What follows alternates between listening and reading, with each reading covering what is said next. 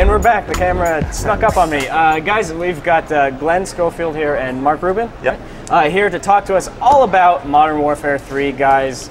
I'd like to say it was worth the wait, getting you guys here onto the stage. I know our audience is very eager to check out Modern Warfare 3. Good. Thanks a lot for dropping by. Sure, thanks for having us. So you guys demoed the game at the Microsoft press conference. Yep. Tell us about the sort of reaction that you got from that game. Was it the sort of reaction you were expecting?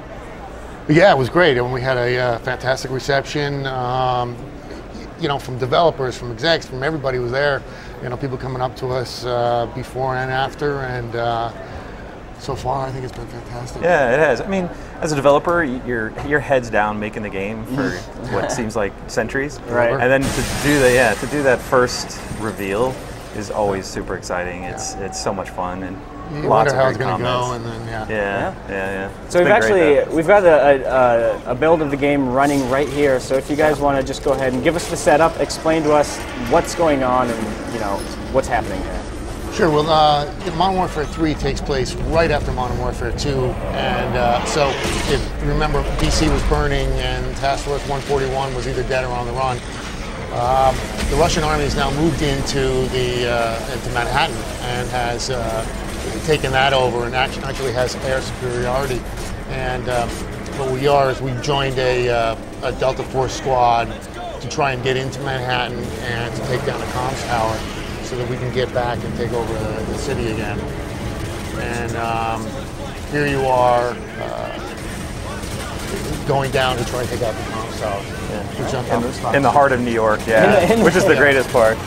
And we had to really do a lot of work to get this to work out because big cities are excruciatingly difficult to do. I would imagine. Yeah. So there's a lot of new engine work that went into that. Plus, trying to get the detail of Manhattan right. Good thing some of us live there. Yeah. Well, that's a tough one because you do like random village in the Middle East, and it's like, okay, well, I don't really know what a random village looks like, so if they show me that, it's like, okay, that's what it looks like. But this is New York. It's an iconic city. Yeah, if you mess up a street, they're gonna call you out. They're on gonna definitely it. know. So yeah, but it's fun. It's more fun that way too. I like it. And we had to duplicate that all across the globe, right? Yeah, every big city, not just New York. I think one of the things you see here is he's got a dual scope setup. So he's got a Neotech holographic sight on his weapon, and then behind that he has what's called a magnifier.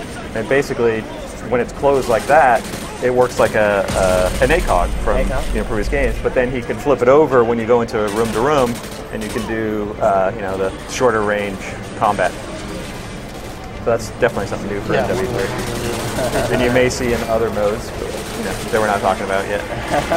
Let's talk about what you guys have done under the hood with this game. I know the engine is sort of like it's an evolving beast from game to game. What are some of the So what sort of work have you guys done in terms of the look and feel of this game? Well, there's a lot of major work went into it. I mean, the audio system was one of the big things that we brought up so that you can hear whiz-bys and just a lot lower. We've put a lot of time and energy into getting more on the screen. Like in this case, we've got skyscrapers. We've got jets flying overhead. We've got guys and tons of people running down the streets. In other areas, we've got you're in the water and you've got a whole armada of ships. The city's in the background and you've got water. So we've done a lot of work there, a lot of new tools. Yeah, a lot of new AI tweaks too. So for instance, right now we're showing single player, but one of the other modes that we're showing at E3 is Spec Ops, and that actually we had to create a whole new AI system for because we didn't want the experience to feel just like a bunch of single player guys in a level. We have them dynamically change their path to you depending on where you are on the map, and it was a whole bunch of new AI types plus new types of enemies to fight. So every they'll part of the act engine differently. gets touched. Yeah, we call it, it's like 5.0 of our Yeah. engine, basically. Yeah. So we do name it, we just don't name it out in public. We make a Right. big deal of it. We just, Yeah. we're not about the engine, we're about, hey, guess what? We make great games and they're Sure. fun to play. So But the main thing, you know, the one rule that we have, no matter what, no matter how much we have on the screen, is that this game has to run at 60 frames a Yeah. second. Right. And always will. No one Sort else of a does that. golden Never rule get- of Call of Duty. Absolutely. Yeah. Now, the idea of pacing has always been very key to the Call of Duty games. That sort of like crazy roller coaster up Yeah. and down pacing. You guys at that event from a couple of weeks ago, you guys showed that London Underground level, which was just crazy and off the wall. Yeah. This one, it sort of starts off a little slower and then it ramps up into that big. Well, I don't want to spoil it, but what made you guys decide to focus on this New York chapter in terms of giving people this introduction to the game? I think the big thing was it worked.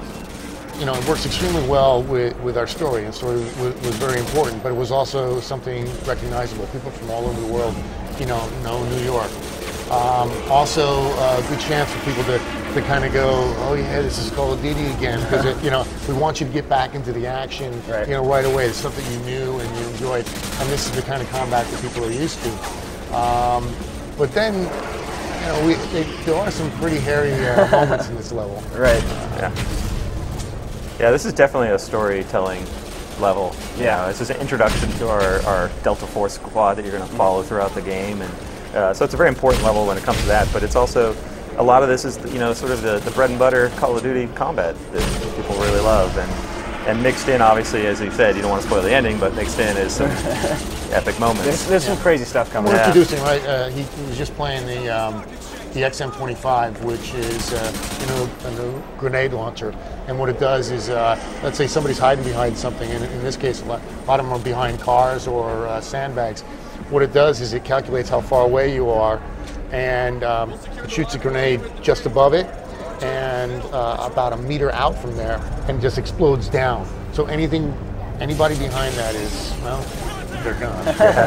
And this is a new weapon that they're using right now out in the field. Yeah, he's firing it right now. So he lays his apart, then aims, and then it fires, explodes right behind it. Yeah. One of the other things with New York is that us as game players as well, we like to fight in iconic places, Right. And you've got the New York Stock Exchange right here. Right, Yeah.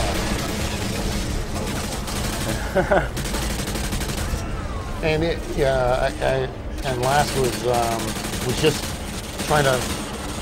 We always wanted to kind of have a battle through the canyons of Manhattan, Right. Flying through the buildings and all that. And, that's a pretty hairy moment in this level as well. Yeah. So let's talk about, obviously we're looking at New York right here. We mentioned London. It's always such an international experience, Call of Duty games. You've got those dual stories going side by side. How do you guys pick which cities you want in the game? Because I feel like, it's tempting to go with I want this one, I want this one, I want this one. How do you decide? I think on this one we didn't decide. We just did them all. Yeah. It feels like.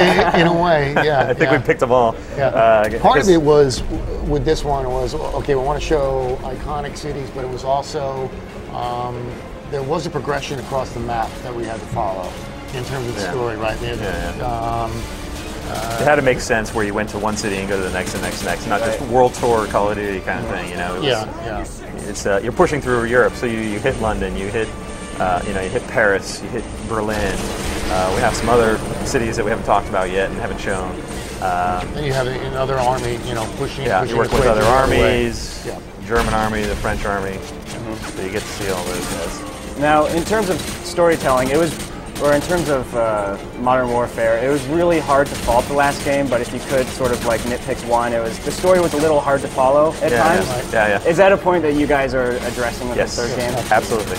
And I'll be the first to admit it too, when we did that game, it made sense to us at the time, maybe, but we got maybe, didn't quite put enough storytelling in it. So, and these guys, from their pedigree are strong storytellers too. So when we both had the idea before we even met that, this needs to have stronger storytelling. And so we definitely took that as a big part of what we're doing. But we still have, like if you've seen from the Microsoft press conference, we still have those just, oh my God, that's an amazing epic moment. Right, absolutely. That's what was great is when we came on and we sat down with Infinity Ward for the first time, very first time, we came at it as fans, right? And we're like, kind of just testing the water, and like, well, here's kind of the idea that we were thinking that, we would go if we were making the game, and it happened to be almost the exact same lines that they were. Like, yeah, we want to take this to Europe. We want to have epic battles. We want to make this much bigger. Even some of the cities, some of the ideas were, it was crazy how much aligned we were. And we've been working on the story right since day one together, and we'll probably be putting the last touches on it the day we ship it. It's that important to us. Yeah. We read what people say. I don't know. All right. Here we're seeing, is this the Predator missile? Reaper. Reaper? Yeah, Predator. It's basically the newest version of the Predator, yeah. This is something that was, I believe, introduced in Modern Warfare 2. What sort of reaction did you get from fans to decide that we have to bring this over to Modern Warfare 3?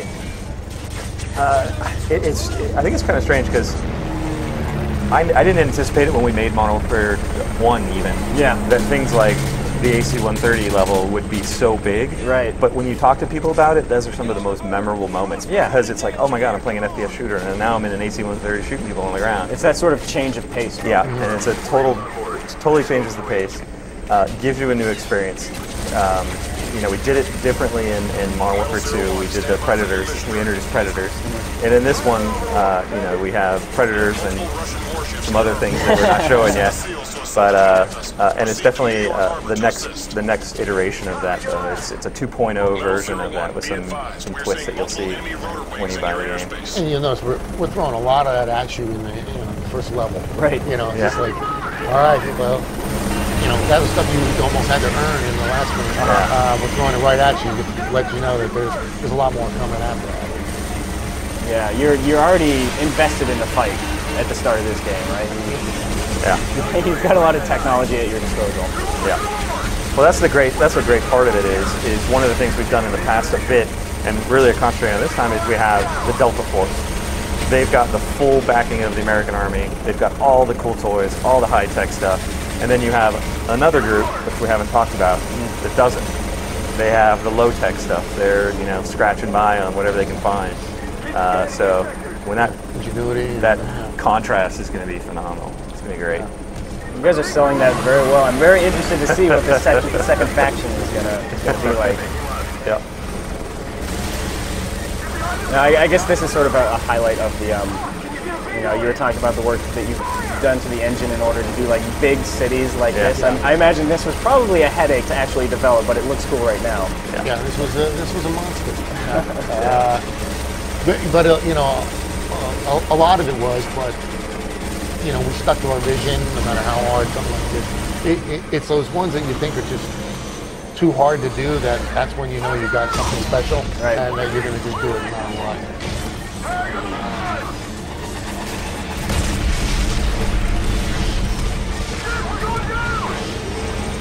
And a lot of this we work with our military colleagues to how would you take down a Hind?